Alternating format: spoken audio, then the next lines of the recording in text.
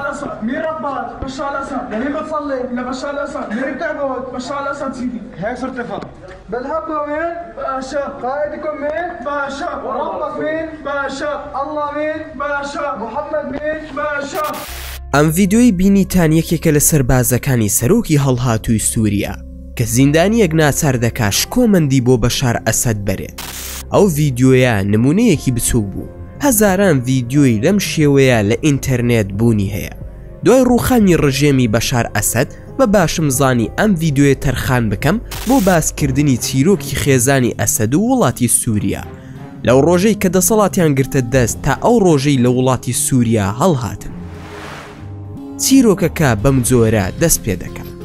پێش ساڵی 2011 دەنگی ناڕەزایەتی بەرامبەر دەسەڵاتی بنەماڵی ئەسەد لە نێو خەڵکی بە شێوەیەکی ناڕاستە و خۆبوونی هەبوو. خەڵکی داوای چاکسازی دیموکراسیان لە وڵاتەکە دەکرد. بەهۆی دەرئەنجامی ئەم ناڕەزایەتیانە خەڵکی سووریا ئارەزووی گۆڕانکاریان هەبوو. لەو کاتەدا ڕووداوێک لە زۆرینەی وڵاتە عەرەبیەکان سەری هەڵدا بوو. ناونرا بوو بەهاری عەرەبی. لەم بەهاری عەرەبیەدا هەر وڵاتێکی عەرەبی دەسەڵاتی وڵاتێکیان بەدڵ نەبوو بێ لە ڕێگەی ئەنجامدانی شۆڕشەوە سەرۆکەکەیان لەسەر دەسەڵات لادەبرد و سەرۆکێکی تریان لە جێگەکەی دادەنا. نمونەی ئەم شۆڕشە چەندین دەوڵەتی عەرەبی گرتەوە وەکو وڵاتی تونس و میسر، پاشان گۆڕانکاری دەسەڵات لە یەمەن و شۆڕشی سەربازی لە لیبیا. دوا بەدوای ئەم وڵاتانەش خەڵکی سووریا بەهۆی ئەو ستەمەی لە سەریان بوونی هەبوو بڕیاری ئەنجامدانی شۆڕش و گۆڕانکاری دەسەڵاتی وڵاتەکەیاندا. جێگەی باسە کە شۆڕشی ئازادی سووریا یەکێک بوو لە تراژیدی ترین و خوێناوی ترین شۆڕشەکانی بەهاری عەرەبی لە سەدەی 21. هەروەها شۆڕشی سووریا زۆرترین کاتی خایان کە لە سەرەتادا وەکو شۆڕشێکی ئاشتیانەی ناڕەزایەتی خوازانە دەستی پێکرد، بەڵام بە خێرایی گۆڕا بۆ جەنگێکی دڕندانە کە لە ئەنجامی ئەم شۆڕشەدا دەسەڵاتی سووریا بە خراپترین شێواز ڕوبەڕووی خەڵکی سووریا بۆیەوە و زۆرترین کوشتاری ئەنجامدا لە خۆ پێشاندانەکاندا کە ئەمەش بۆیە هۆکاری گۆڕانکاری لە سیستەمی هێز لە پێکهاتەی سیاسی و کۆمەڵایەتی و ئابووری سووریادا. کاتێک دەوڵەتی سووریا بڕیاریدا بەم شێوازە دڕندانەیە مامەڵە لەگەڵ خەڵکەکەی خۆیدا بکە لە ئەنجامدا ناڕەزایەتی خەڵکی گەیشتە لووتکە. هەروها ئەو شۆڕشەی لەلایەنی خەڵکەوە ئەنجام درابوو لە شۆڕشێکی ئاشتیانە هاتە دەرەوە و کوشتارێکی زۆر لە نێولایەنی ناڕازی سووریا دروست بوو و خەڵکی سووریا داوای ئازادیان دەکرد و سوور بوون لەسەر بەدەستهێنانی مافەکانیان. هەروەها دانانی سنوورێک بۆ گەندەڵی و دیکتاتۆری. بۆیە لایەنی ناڕازی یاخود بە جۆرێکی تر پێیان دەوترێت ئۆپۆزیسیۆن بڕیاریاندا شۆڕشەکە لە شۆڕشێکی ئاشتیانەوە بگۆڕن. هەروەها سەرۆکی سووریا بەشار ئەسەد خواستی بێ ئەندازەی هەبوو بۆ مانەوەی زیاتر لەسەر دەسەڵات. شۆڕشەکە زیاتر بەهۆی ڕووداوێکەوە پەرێسن. ڕووداوەکەش بەم جۆرە بوو. ڕۆژێکیان کۆمەڵی قوتابی هەرزەکار لە شاری دەرعا لە مانگی 2 ساڵی 2011 لەسەر دیواری قوتابخانەکەیان نووسیان: میلەت داوای گۆڕانکاری لە سیستەمی دەسەڵات دەکا، ئێستاش نۆرەی تۆ هاتووە جەنابی دکتۆر. نووسینی ئەم قسەیە هاوکات بوو لەگەڵ دەستپێکی خۆپێشاندانەکانی بەهاری عەرەبی. پاش ئەم ڕووداوە سەرجەم منداڵەکان لەلایەن دەستگای ئەمنیەوە دەستگیرکران و بە خراپترین شێواز ئەشکەنجەدران. خێزانی منداڵەکان سەردانی لایەنی ئەمنیان کرد، ویستیان بزانن منداڵەکانیان چیان بەسەر هاتووە. کاتێک پرسیاریان دەربارەی منداڵەکانیان کرد، بەرپرسی ناوەندە ئەمنیەکە کە کەسێکی نزیکی بەشار ئەسەد بوو بەم جۆرە وەڵامی دانەوە: منداڵەکانتان لە یاد بکەن و زۆر پرسیاریان دەربارە مەکەن، دەتوانن لێرە بڕۆن و منداڵی تر بخەنەوە. کە ئەمەش بووە هۆی دەستپێکی خۆپێشاندان لە سووریا. بۆیە لە 15 سەی 2011 یەکەم شۆڕش لە سووریا بەرپا بوو لەلایەن چالاکوانی مەدەنی لە بازاڕی حەمیدیە لە دیمەشق کە دەیانگوت تەنها خودا و سووریا و ئازادیمان دەوێت. پاشان هێزەکانی ئاسایش لەو وڵاتە بە خێرایی هەوڵیاندا خۆپێشاندانەکە بنبڕ بکەن، هەڵسان بە دەستگیرکردنی ئەو چالاکوانانەی کە بەشداریان کردووە. دوا بەدوای ئەم ڕووداوانە خۆپێشاندانەکانی سووریا زۆر گەورەتر بوونەوە و لایەنی ئەمنی وڵات بڕیاریدا تەقە لە خۆپێشاندەران بکا بۆ بێدەنگکردنیان، هەروەها دەستگیرکردن و دەستدرێژیکردنە سەر خۆپێشاندەران. بەهۆی ئەمەشەوە داواکاری خۆپێشاندەران لە ئازادیەوە گۆڕا بۆ داواکردنی گۆڕینی دەسەڵات و کەوتنی دەسەڵاتی بەشار ئەسەد و بنەماڵەکەی. بەهۆی دروستبوونی ئەم کێشانە لە وڵاتی سووریا و شەڕ و بربەرەکانی بەردەوام لە نێوان خەڵک و دەسەڵاتدا بۆشایی ئەمنی لە وڵاتی سووریا دروست بوو. ئەمەش هەلێکی گەورەیدایە سەرجەم تیرۆرستەکان بۆ ئەوەی بتوانن کار و چالاکی خۆیان لە وڵاتی سووریا ئەنجام بدەن. وەلایەنی شەڕکەری زۆر پەیدا بوون کە بە درێژایی کێشەکانی سووریا زیاتر لە 12 گروپی شەڕکەر لە سووریادا پەیدا بوون و هەر یەکە و ناوچەیەکی بەدەستەوە بوو. ئێستا دوای ئەوەی زانیمان بارودۆخی سووریا بەکوێ گەیشت، ئێستاش باسێکی بنەماڵەی ئەسەد دەکەین لە سەرەتای بەدەستهێنانی دەسەڵاتەوە تا هەڵهاتنی ئەو خێزانە لە سووریا. یەکەم کەسی ئەم بنەماڵەیە ناوی حافز ئەسەد بوو کە دەکاتە باوکی بەشار ئەسەد لە نێوان ساڵانی 1970 بۆ 1971 بەهۆی کودەتایەکی سەربازیەوە دەسەڵاتی سووریایی گرتە دەست و بوو بە سەرۆکی ئەو کاتی سووریا. بەمەش دەسەڵاتی دیکتاتۆری حافز ئەسەد دەستی پێکرد کە دواتر گوازرایەوە بۆ بەشاری کوڕی کە بە دەسەڵاتی ئاسنی ناسرا بوو. هەروەها حافز ئەسەد ئەندامی حیزبی بەحسی شۆڤێنی بوو لە سووریا. حافز ئەسەد دیکتاتۆرێک بوو کە زۆر بە خراپەی دژایەتی موسڵمانان و خەڵکی سووریای دەکرد. پاشان لە ساڵی 2000 بەهۆی نەخۆشیەوە کۆچی دوای کرد.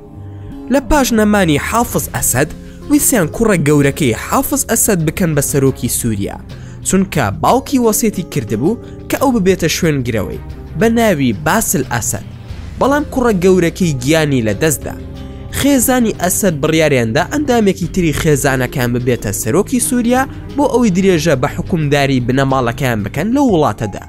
لە کوڕەکەی حافز ئەسەد زیاتر هیچ بژاردەیەکی باشتریان لە بەردەست نەبوو.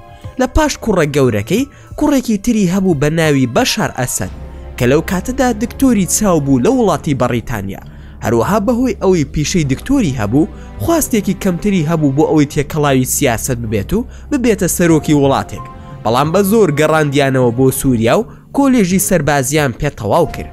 بەمەش بەشار ئەسەد بووە فەرماندەی گشتی هێزە چەکدارەکانی حیزبی بەعز لە وڵاتی سووریا. پاشان هەڵبژاردن ئەنجام درا بۆ هەڵبژاردننی سەرۆکی وڵات.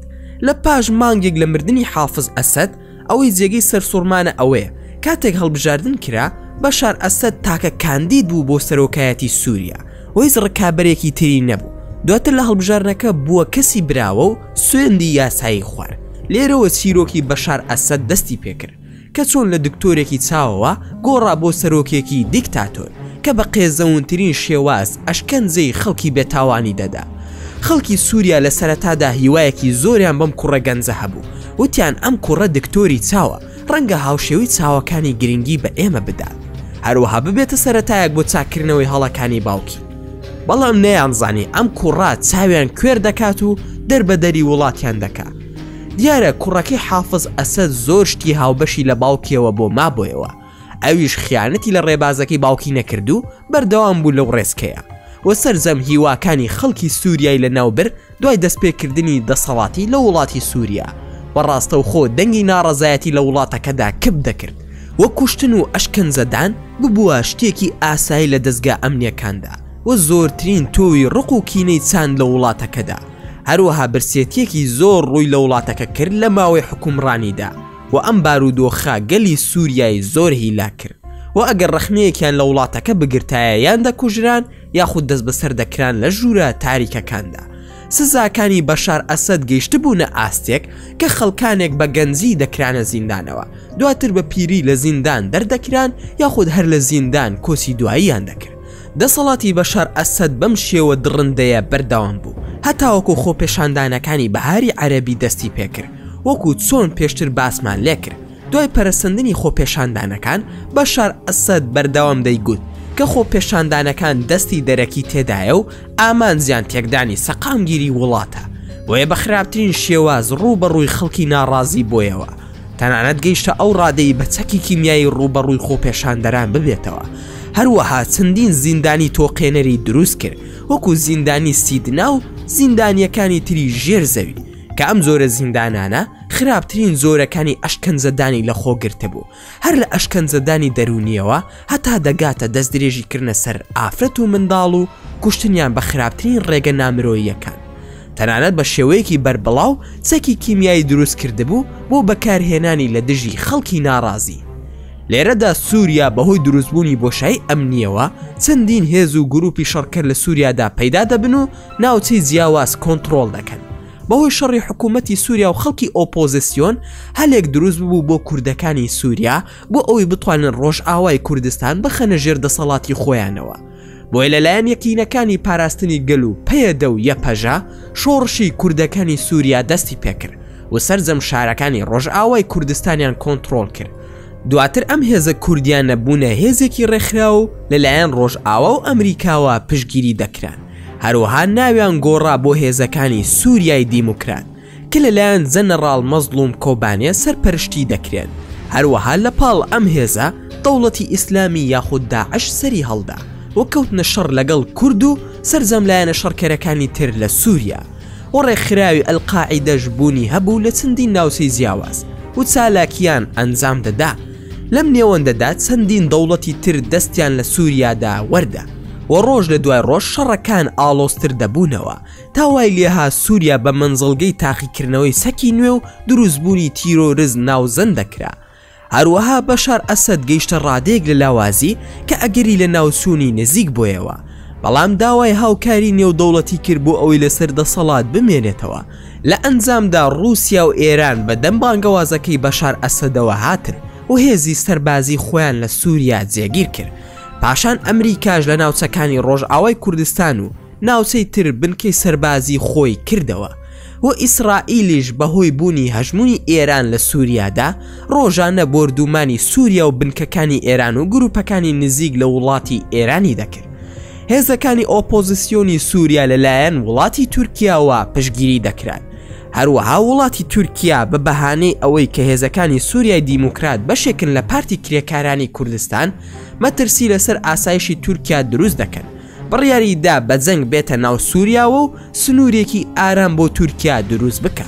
چەند شارێکی لە ڕۆژئاوای کوردستان داگیر کرد وەکو ئەفرین و سەرێکانی بەمەش دۆخی شەڕ لە سووریا ئاڵۆزتر بوو بە دەستوەردانی تورکیا لە شەڕەکەدا.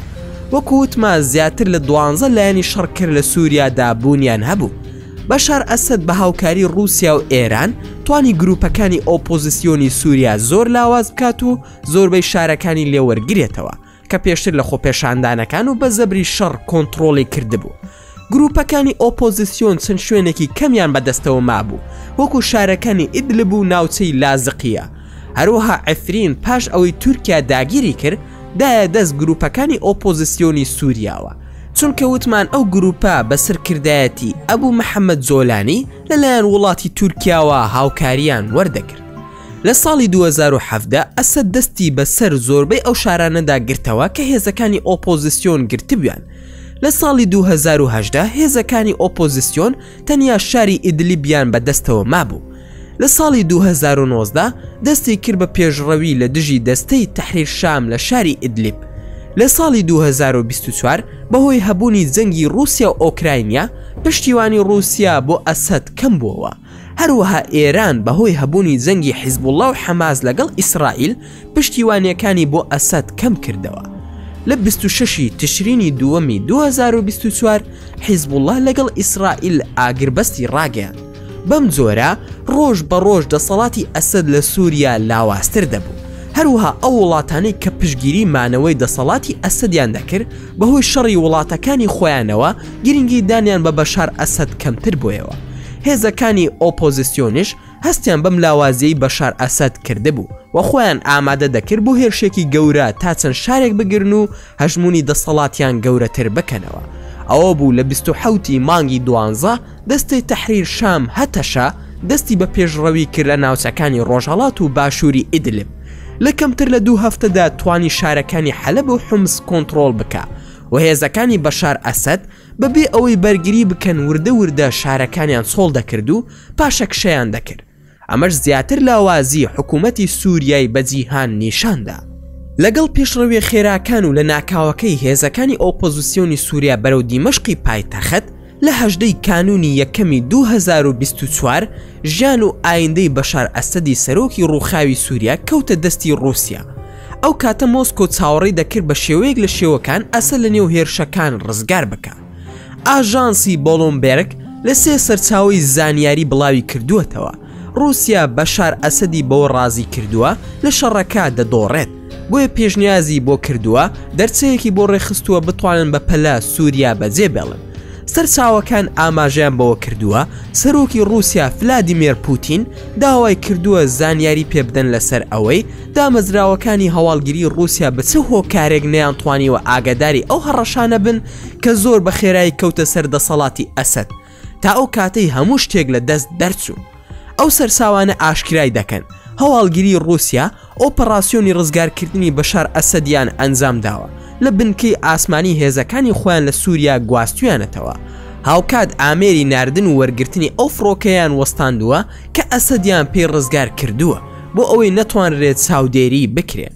دوای چەند کاتژمێرێک لە هەڵهاتنی بەشار ئەسەد گروپە چەکدارەکانی ئۆپۆزیسیۆن چوونە نێو دیمەشق بێ ئەوەی لەگەڵ سوپای سووریا ڕوبەڕوو ببنەوە. هەر ئەو کاتە گروپە چەکدارەکان کەوتنی دەسەڵاتی بەشار ئەسەدیان ڕاگەیان. ڕەسەڵان بۆ خۆف سەرۆکی ناوەندی شیکردنەوە ستراتیژیەکان و تەکنەلۆژیا لە مۆسکۆ ڕایگەیان دەکرێت رووسیا داوا لە ئەسەد بکە واز لە دەسەڵات بێنێت لەبەر ئەوەی رووسیا نایەوێت خوێن بڕێژێت. بۆلۆمبێرگ ئاماژەی بەوە کردووە رووسیا نیگەرانە لە ئایندەی هەردوو بنکە سەربازیەکەی لە سووریا. میدیاکانی رووسیاش دەڵێن بەشار ئەسەد بەرپرسە لە شکستەکانی رووسیا لە سووریا لەگەڵ ئەوەی رووسیا تیشکی خست بووە سەرپاراستنی بەرژەوەندی استراتیژیەکانی خۆی لە ناوچەکە. ئەو میدیانی رووسیا دەژڵێن لە سەرەتای هێرشەکاندا بۆ سەر شارەکانی سووریا فڕۆکە جەنگەکانی رووسیا گروپە چەکدارەکانی ئۆپۆزیسیۆنی چەند جارێک بردومان کردووە لە پێناو لە ناوبردننی گروپەکان و پشتیوانیکردنی هێزە چەکدارەکانی بەشار ئەسەد.